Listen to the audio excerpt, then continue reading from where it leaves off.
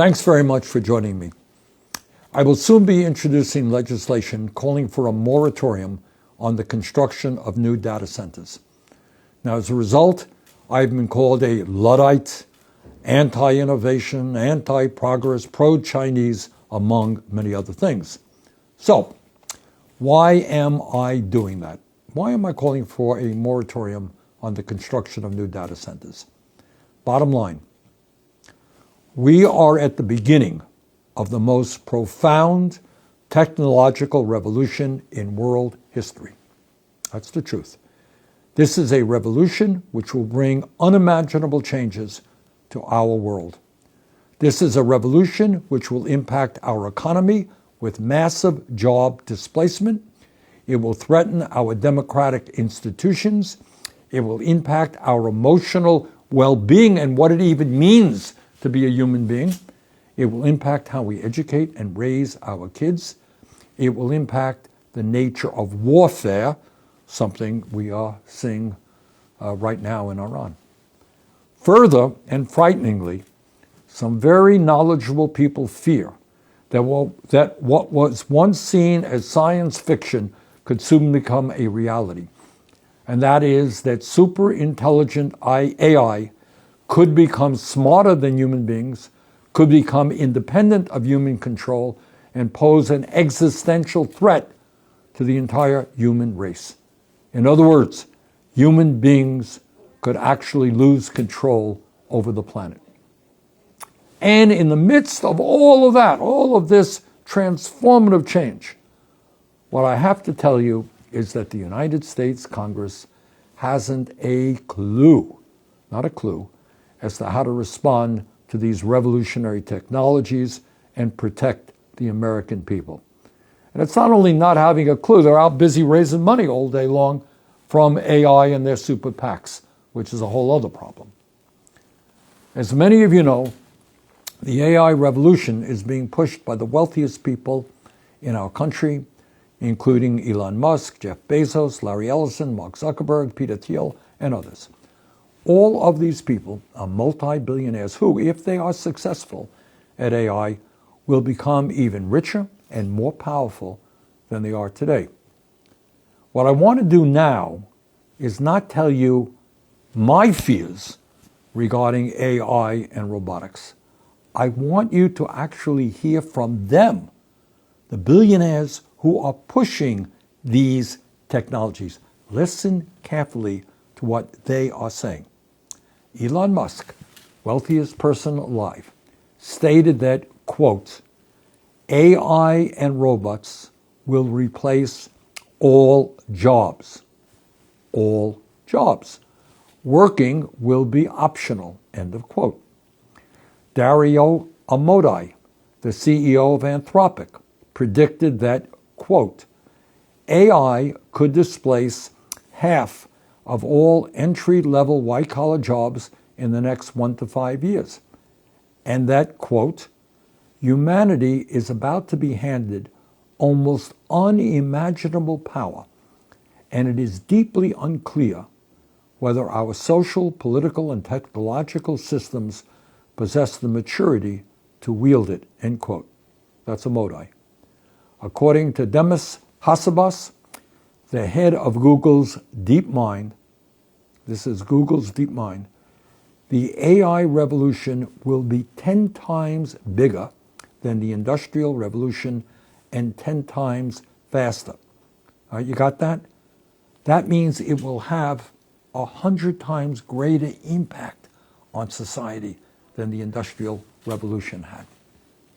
Jeff Bezos, the fourth richest person in the world, has been pushing his staff for years to think big and envision what it would take for Amazon, which he owns, to fully automate its operations and replace at least 600,000 warehouse workers with robots. 600,000 jobs gone, robots doing the work. Bill Gates, also one of the wealthiest people on earth, predicted that humans, quote, won't be needed for most things, end quote, such as manufacturing products, delivering packages, or growing food over the next decade due to artificial intelligence. Mustafa Suleyman, the CEO of Microsoft AI, said most white-collar work, quote, will be fully automated by an AI within the next 12 to 18 months, end quote. Jim Farley, the CEO of Ford, predicted that AI will eliminate, quote, literally half of all white-collar jobs in the U.S., end quote, within the next decade. I want you to hear this one. Larry Ellison, also one of the richest people on earth and a major investor in AI, said that there will be an artificial intelligence-powered surveillance state where, quote, citizens will be on their best behavior because we're constantly recording and reporting everything that is going on, end quote. Dr. Jeffrey Hinton, considered to be the godfather of AI, believes there is a, quote, 10% to 20% chance for AI to wipe us out, end quote.